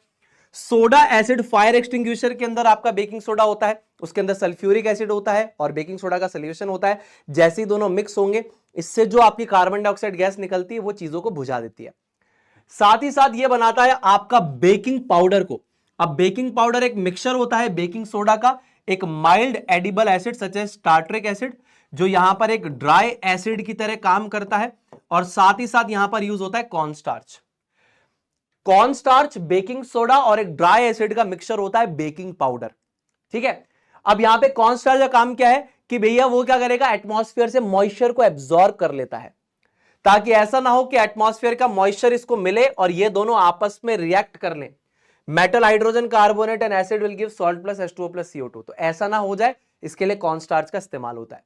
अब आप इतना तो समझ ही गए होंगे कि यहां पे बेकिंग पाउडर क्या करेगा, इन दोनों का मिक्सचर है, आपने पानी डाला तो ये दोनों ऑटोमेटिकली रिएक्ट करने लगेंगे, इससे salt plus H2O plus CO2 निकलेगा और CO2 से चीजें फूलती हैं, तो इसका काम है चीजों को फुलाने का। उसी प्रकार बेकिंग सोडा भी यही काम करता है, बेकिंग पाउडर भी यही काम करता है। ठीक है ना। इनका काम है चीजों को फुलाने का, बेक करने का। चलिए, अब उसके बाद हमारे पास आता है यहां पर वॉशिंग सोडा। क्या आता है हमारे पास, वॉशिंग सोडा। इसका केमिकल नेम है sodium carbonate decahydrate, that is Na2CO3.10H2O। 10 water के मॉलिक्यूल्स एक फॉर्मूला यूनिट सॉल्ट पे है। अब अमोनिया सोडा प्रोसेस या सॉल्वेज प्रोसेस का मेन या प्राइमरी प्रोडक्ट जो है वो है Na2CO3।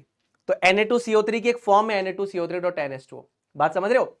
जो मेन आपका प्रोडक्ट है जिसके लिए आप ये प्रोसेस करते हो दैट इज Na2CO3।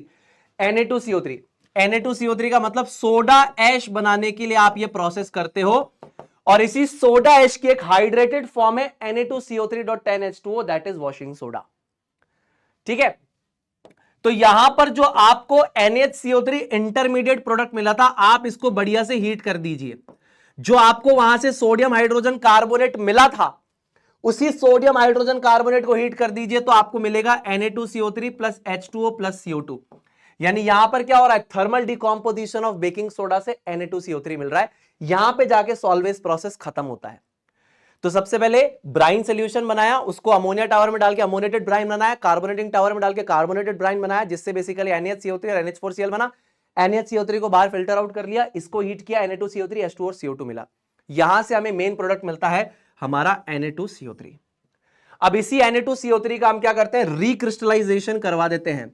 रिक्रिस्टलाइजेशन का मतलब क्या है, इसको अपन पानी के अंदर डिसॉल्व करवाएंगे, तो इसके साथ साथ जो इंप्योरिटीज है वो भी डिसॉल्व हो जाएगी। फिर अपन इसको बहुत ज्यादा हीट करेंगे ताकि मैक्सिमम अमाउंट ऑफ वाटर वहां से इवेपोरेट हो जाए। फिर अपन इसको ठंडा करने के लिए रख देंगे। ठंडा करने के लिए रख देंगे, फिर क्या होगा, इंप्योरिटीज तो उसमें घुली रहेगी पानी में, लेकिन Na2CO3 पानी से क्या आएगा, बाहर आता जाएगा, क्योंकि टेम्परेचर कम हो रहा है तो सॉल्युबिलिटी कम है, बाहर आएगा। तो कुछ वाटर के मॉलिक्यूल्स भी इसके साथ अटैच हो जाएंगे, तो एक क्रिस्टल्स के फॉर्मेट में बाहर आता है ना, जैसे चीनी के क्रिस्टल्स होता है वैसे बाहर आ जाता है। तो यहां पर क्या होगा, Na2CO3 के साथ पानी के मॉलिक्यूल्स अटैच होकर बना देंगे Na2CO3.10H2O, that is washing soda. इस प्रोसेस को बोलते हैं रिक्रिस्टलाइजेशन, कि यहां से आपको Na2CO3 मिला, आपने पानी में घोला बहुत ज्यादा, उसके अंदर पानी को गर्म किया था कि पानी मैक्सिमम अमाउंट में उड़ जाए, सैचुरेटेड सोल्यूशन एक तरीके से आपने बनाया, उसको आपने ठंडा करने रखा। ठंडा करने रखा तो Na2CO3 सोल्यूशन से बाहर आएगा। बाहर आते समय उसके साथ वाटर के मॉलिक्यूल्स अटैच हो जाएंगे और वो बन जाएगा यहां पर वॉशिंग सोडा।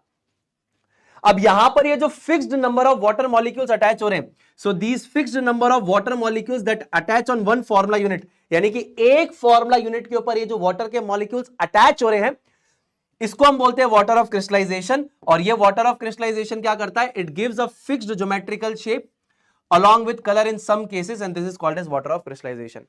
तो ये जो फिक्स वाटर के मॉलिक्यूल्स एक फॉर्मूला यूनिट से अटैच हो रहे हैं, इन्हें हम बोलते हैं वाटर ऑफ क्रिस्टलाइजेशन, क्योंकि ये आपकी सॉल्ट को एक क्रिस्टल लाइक स्ट्रक्चर, एक फिक्स्ड ज्योमेट्रिकल आकार देते हैं, साथ ही साथ कुछ केसेस में कलर भी प्रोवाइड करते हैं।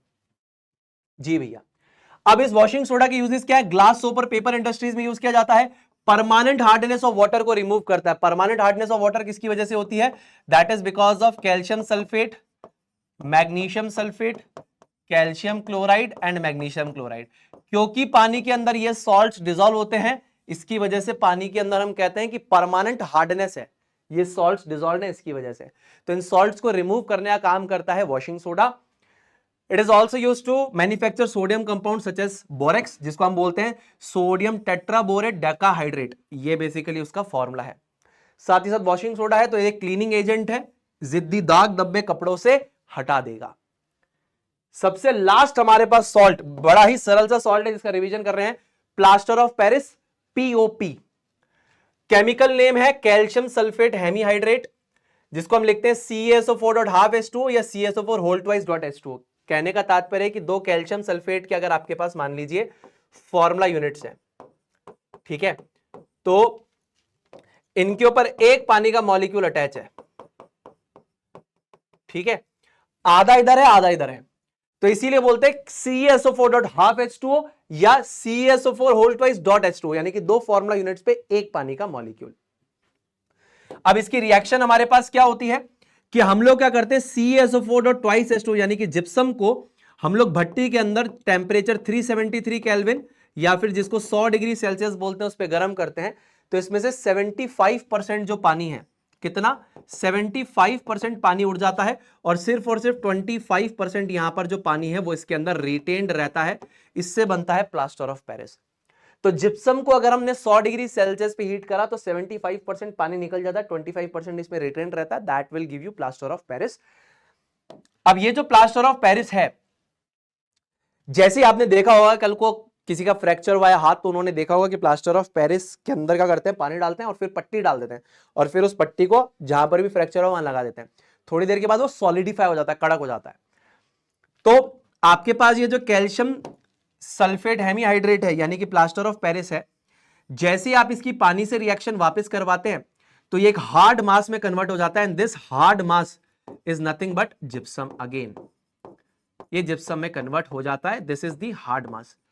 तो ये बना लेता है CeSO4 dot twice of H2O, that is known as setting of plaster of Paris. ठीक है ना, तो ये आपको बात याद रखनी है, मेक श्योर करना है हमें कि पीओपी को हमें POP is stored in moisture proof container, इसको हमें मॉइस्चर प्रूफ कंटेनर के अंदर स्टोर करना होता है, ये बात आप याद रखेंगे। मॉइस्चर प्रूफ कंटेनर में क्यों स्टोर करके रखना होता है? To avoid this reaction, to avoid this reaction from moisture in air. तो हवा में जो नमी है वो नमी क्या कर सकती है कि अगर आपका plaster of Paris moisture proof container में नहीं है तो हवा में जो नमी है वो बेसिकली प्लास्टर ऑफ पेरिस के साथ रिएक्ट करके इस हार्ड मास जिप्सम का निर्माण कर सकती है। ठीक है जी। अब ये फ्रैक्चर्ड बोन्स को राइट पोजीशन में लाने के लिए यूज किया जाता है, ये टॉयज बनाने के लिए, डेकोरेटिव आइटम्स बनाने के लिए, स्टैच्यूज बनाने के लिए यूज किया जाता है, साथ ही साथ surface of walls and ceilings को स्मूथ बनाने के काम में आता है। तो इसी प्लास्टर ऑफ पेरिस को हम पानी में मिक्स करके जैसे ही लगाते हैं तो उसके बाद सॉलिडिफाई होकर ये जिप्सम में कन्वर्ट होता है, लेकिन लगाते प्लास्टर ऑफ पेरिस ही है। ठीक है, तो कामना करता हूं यूजेस आपको समझ में आ गए होंगे। इस तर्ज पे मैंने कोशिश करी कि ये चैप्टर आपको सबसे कम टाइम में सबसे बेस्ट कंटेंट में दूं, सबसे अच्छा कंटेंट में दूं जो मैंने आपको यहां पर दिया है। तो दोस्तों मिलते हैं अगले माइंड मैप के सेशन में, तब तक के लिए अपना ध्यान रखिए, खुश रहिए, stay healthy, stay awesome and always say जय जय फिजिक्स वाला, जय हिंद, जय भारत, वंदे मातरम।